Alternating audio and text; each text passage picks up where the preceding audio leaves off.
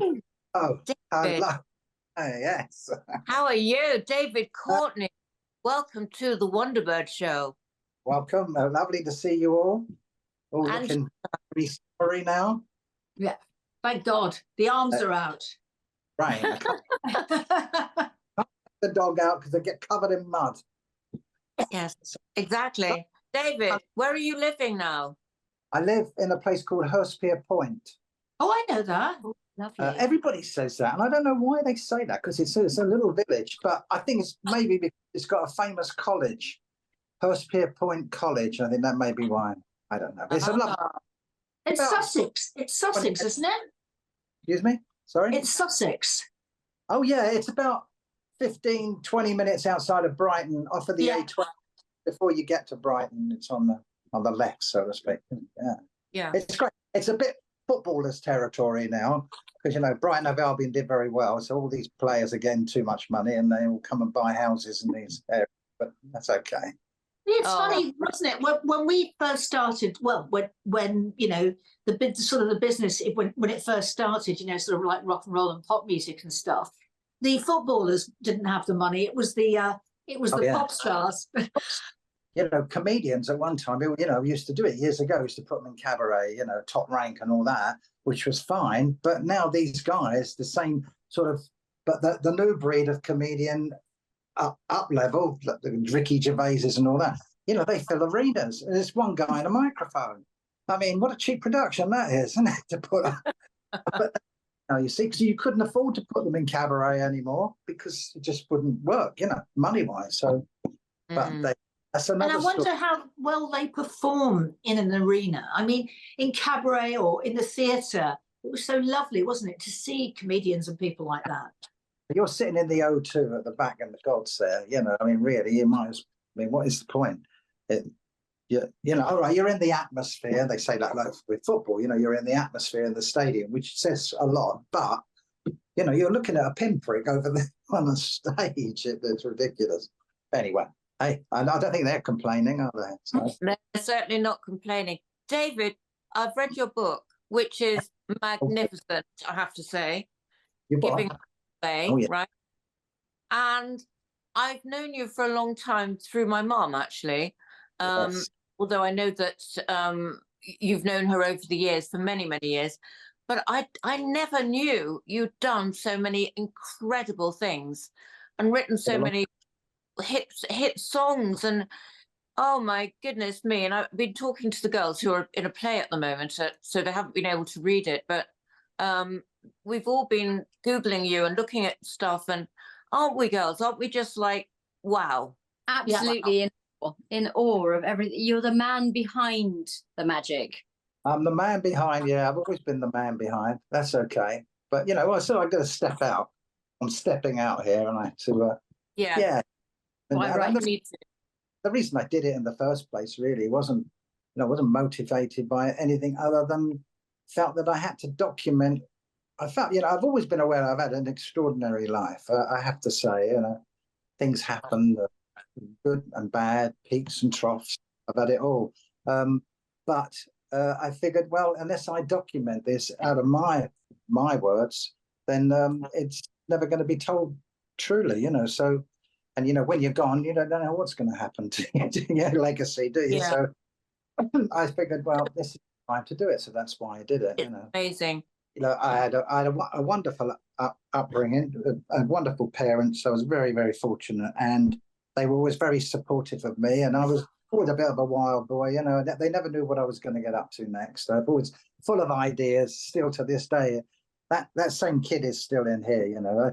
You're born with that spirit, and you'll go with that spirit. All this in between business and all the ailments and everything that comes with it is just what happens when you're occupying a body here, isn't it? You know what I mean? So the kid is still in here. So and that's what's important about all of us, I think, you know, that we retain that same spirit that we grew up with, you know. So, and I've never let go of it, and it doesn't let go of me. And so, yeah, even from a kid, as I say, it all started. And my entry into music really happened at school, like it did with a lot of the guys, you know, where you form the band at school with your mates and all that, and learning to play at the same time. And I was 14 when I left school. Unbelievable when I think about it now, that I left at 14. But I was on the road 15, coming up to 16. I was professional at 16. And so my lifestyle at that point onwards was not the normal lifestyle of a 14, 15, 16-year-old. I was in nightclubs playing, clubs up and down the country, leading really not the healthiest of life, I guess, really, at 16 years of age playing clubs, it's late night, not getting home till like 3 o'clock in the morning, and then getting back in the van and going back up there and doing it the next day. It was it's not, as I say, it's not the normal life for a young boy. But when you think about it now, David, I mean, now you have to have IDs, don't you, to do anything? When I, as I say, 16, that's when we started to, the band started to make some movement, because we'd got a record deal with Polygram, and we had a record out. I remember we were promoting it at the same time. The Bee Gees were on the same label, and they were promoting their record, Specs it was called. And so I remember that very, very clearly, being on tour, going around these clubs and promoting the record. And we got a break. We were signed up by an agent called the Gunnell Agency in London, and Rick and John Gunnell had a club that they co-owned with Georgie Fame called the Bag o' Nails, which is a famous heard of it. In fact, there is a blue plaque outside the Bag o' Nails today in Kingly Street, which says this is where Paul McCartney met Linda, and I was there. I remember it. I was there. I was a 15-year-old kid in this club, and the audience was everybody that was everybody in rock and roll was in that audience. It wasn't that big a club, but you were in the presence of all of them. The Walker Brothers. I used to see Scott Walker getting carried out upstairs every night. So Blotto, and always over there holding court. We always surrounded by women, and I guess Linda would have been one of them at the time. And it was quite extraordinary to be in that environment at such a young age. Now you'd never even be you wouldn't be allowed to 16 years of age playing to, as I say, like 3 o'clock in the morning. But it was extraordinary. And so I had tremendous grounding. We paid the dues, we did all the gigs and all the on the road and all that. And then the Gunnell Agency would send us to auditions to back other people, because we had a really good band, we had a brass section and everything in the band. So we were pretty good, the soul band. And we were sent for one day. He said, we want you to go for an audition to meet Adam Faith, because his band are leaving him and he's going to go on the road and do a tour in Germany at all the GI camps. So we want you to go and audition. So we went along, and it was at the Ram Jam Club in Brixton, on a day, funnily enough. And he came in. You're always quite shocked when you meet people for the first time. You always perceive them to be taller than they really are. And he was tiny. I'm surrounded with little guys. Rio's little. Roger's not very tall. But I think, okay, maybe that's the trick. I don't know. And anyway, he heard us, and he loved what he heard, and he said, "Okay, you got the gig." So we were on the road with him. We did the tour in Germany, all these American GI camps. We used to do three a day, rather, up the Autobahn in the winter. It was. I thought to myself, is this really the lifestyle I want to lead? When I'm sitting there in the van on New Year's Eve in the freezing cold with the fan broken down, and we German. The guy at the other end of the phone on the Autobahn couldn't speak any English. This is not fun, is it? Sharing a packet of boiled sweets on New Year's Eve, I hope. But anyway, it turned out great. And as I say, it's fantastic grounding. What you get, you can't buy it. You have to experience it, as you all know, because in your own fields, there is no substitute experience. That's the bottom line of it. Oh, I love that quote. Really, Substitute for experience. Yeah, absolutely. That's how it all started. So cut to Adam Faith. Tell. as we call him. Oh. And he really was your mentor, wasn't he? But he was also a bit like Marmite, and you were very honest about him in the book, that he was amazing, but had his flaws. But he did help you to get started, you said. Yeah. The thing is with him, you know, look, first of all, there I was as a young kid when I was learning, you know, I was a drummer. I was learning to play the drums and had my records on the Danzette little record player, and I'm practicing to the records. And it was at that point when all those acts like Adam and Clef and The Shadows and all that were coming about. And so they were like the heroes. They were the original rock and rollers for us in this country. They were the first pop stars. I mean, him with his first hit record, What Do You Want, was only 1.5 minutes long, that record. Wow. But he used to say, it's good, actually. It's 1.5 minutes because they put it straight back on again because they want to hear it. You know, that was him. But yeah, so little did I realize that all those years later, I'd be working with a lot of these heroes. And I thought, wow, isn't that a wonderful thing that, you know, you're that kid, look at these people, and then the next minute you find yourself there, you know, with it all. So he in particular, he started out as my boss because he employed us with the, you know, when we auditioned for him. And then we became closer friends. He really befriended my father, who was sort of a manager of the band at the time, but not really. Just, I think he was just making sure I wasn't up to anything wrong. But him and Adam, they really hit it off, and they became great friends. And so when it was all finally, you know, it ran its course, that band, and the different members that changed and all that sort of thing, I decided to sort of pack it up and think, right, okay, I want to do not something else, but I want to be in the business, another side of it now, as opposed to just being a drummer. I started to teach myself on the piano, banging away on some chords there, and started to write songs. And because, as I always say, you can't write songs on a drum kit. It's not very easy. I started to do that, and then it started to evolve, and I thought, this is telling me this is where I belong here. And the other thing that business acumen side of it came out, I guess, from my father, because they were in successful businesses. And I thought, what about going on the other side and discovering artists and all that? And that's how it started, when I put an ad in the local paper and advertised. I made a terrible boo-boo because I said, I'm looking for talent. I didn't say music. I just said talent. Doing the Simon Cowell bit down here then, a theatre called the Pavilion Theatre in Brighton, where I held these auditions. And I sat there on the table with the clipboard, and they came on, these acts came on, and there was a lot of them. But the big mistake I made by not putting the word music in there is that I had people coming up and doing farmyard noises and all sorts of stuff. Brilliant. I'm trying to be polite, and I don't want to be nasty, you know, next. But what was really wonderful about that day, I remember very clearly, was the door of the theatre was left open by accident, and the crowd outside, right in the middle of Brighton, they were hearing all this noise coming out, and people started to wander in.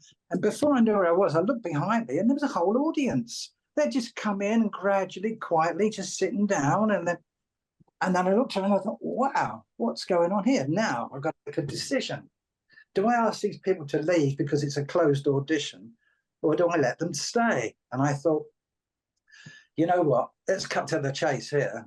At the end of the day, if I do happen to discover anything here, I'm going to be selling it to these people. They're the public. So let them stay, because they're going to help you when their reaction to artists is going to give you a feel of how they feel about it. So I let them all stay, which was great, you know. As I say, all these acts were coming. It was quite funny, really, when I think about it, with the farmyard noises and all that. But eventually, and by then I'd had a migraine, I believe, I had this band come on called Patches, and they're starting to play, and they're a very sort of bluesy band, but nothing that really hit me. And then I heard this voice. Oh my God, where's that coming from? And I'm looking around, and it's not the drummer, and it's not the guitarist. Where's this coming from? And suddenly this little diminutive figure walks across the stage, almost like a Shakespearean actor, with this tiny little body, a framed body with this mop of hair, mane of hair, and this voice. And I thought, my God, what is this?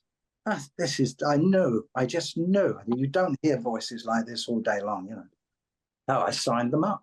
And beginning of that, because then took them for an audition with a guy called John Burgess and George Martin. They had Air Studios. It was George's studio, Air, and he'd started Air Records. So I took them there. I was through a friend of mine who gave us an intro, and they wanted to sign them up straight away, again, because they heard Leo's voice, or Jerry, as it was then. So I knew I was onto something, but I didn't have any knowledge whatsoever on a business level of contracts. So who do I go to? My mate, Adam. And I said, listen, and I said, we've started to write some demos, to, you know, some songs together, which we had done by then, Jerry and me. And I played him what we'd written. And after, like, I don't know, a very, very short span of time, he put the record on, or the tape on, and then said, oh yeah, okay, I've heard enough. And I thought, oh God, he doesn't like it. So, and I said, oh, he said, have you got any more? And I said, yeah. And I played the next one, because he could be very like that. He could be very, you know, when he was in that mood. And then he turned to me and he said, okay, what's this contract then? And I showed it to him, and he said, yeah, rip it up. And I said, why? And he said, you've got something here. You and I are going to do this together, and we're going to produce this band together, and you and Jerry will write the songs. And that's how that started. It then went through a process where we both, Adam and I, both realized that, you know, Leo, Jerry at the time, was the star of the show, and the band were going to be, you know, wide berth. And actually, I always tell this because I think it's very true. When you want to talk about, and you'll know this, Dee, in particular with Terry Adams' character, if you ever watch the film Stardust, where he plays the manager Mike, which Ringo did in the first one, That'll Be the Day. And it comes to a point where they got to get rid of a member of the band.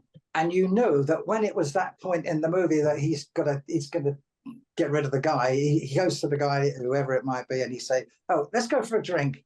You know he's not coming back. Yeah. Back, right? And that was how he would do it. And he was very clever, Adam, because he didn't like confrontation, but he would always present scenarios which would put you in a situation where you be the one making the decision, which is the decision he's already made, but he makes it look like it's your decision. So, and then it would be like, well, if that's the way you want to do it, you know. You've had numerous hit records. Just tell us, can you name them for us? We know, but we want the viewers to hear. Well, that were the main ones, really. I mean, the title of this book, really. This is the one song that I think that everybody comes to me in the business and says, oh, that's the one, you know, that was the one that was special. Any of those hits, Giving It All Away, One Man Band, any of those. See, I wrote all the music, and now and again I would come up with a lyric line. Giving It All Away, I had the melody, and I had the opening line of paid all my dues, picked up my shoes, and got up and walked away. I don't know why. You don't know why these words come out of your mouth, but you don't question it. You just let it go. Now, Leo would turn up every day with his little book of lyrics, and 9 times out of 10, I'd say, hey, it's the melody I wrote last night. And he'd go to his book, and he'd go, yeah, this one will do it. This will fit. And they almost would fit. I mean, it was quite incredible. Now, his background, he was a busker. He did busking in London, in Ladbroke Grove. One thing I did in the book, which I thought was quite special, because it was something that I enjoy when I'm reading, listening to an audiobook, is that when you're reading someone's journey, in music that is, it's great if you can then, that reference to that song or that demo or that time, if you can just listen to something there and then, even if it's the hit, you know. And that's what codes in the book, in different chapters. So when you're reading about, like, The Show Must Go On, and I talk about, oh, how we recorded that and all that sort of thing, there's a QR code. You just put your phone over it. Clever. I was going to ask you. About that. Clever. It just to help enhance the journey of the, you know, give you that feel of what I was going through, and letting you be in there. You know, I mean, really, that's what it is. And so way back, because of my father he loved big band, and Glenn Miller in particular. And if you listen to In the Mood, it's da da da da, and that stuck with me, you know. So all these years later, when I'm sitting writing, it came through, but in a different form, the way I was playing it, and that's where that riff came from. So yeah, those inspirations and influences come from way. Back in the Middle is one of those songs that every now and then I have a whole little group of songs that I sometimes just need to play to motivate me to do things, and that's one of them. I love it. Yeah, I was very they were big heroes to me, the Beatles. Big inspiration, big heroes.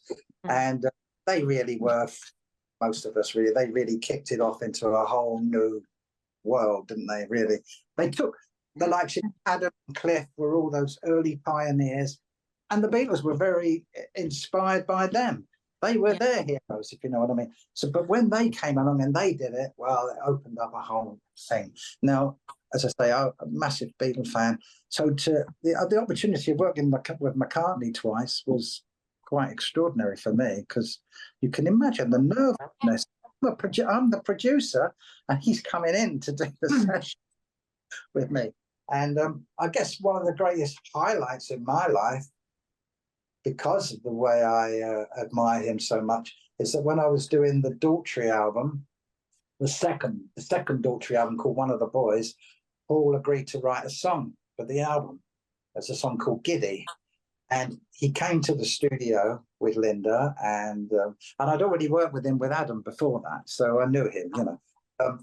And he came to the studio. He really brought wings to the studio. They all came in, Jimmy McCullough, all of them. And it was one of those, you know, it was at Rampart Studios, which is a studio the Who owned.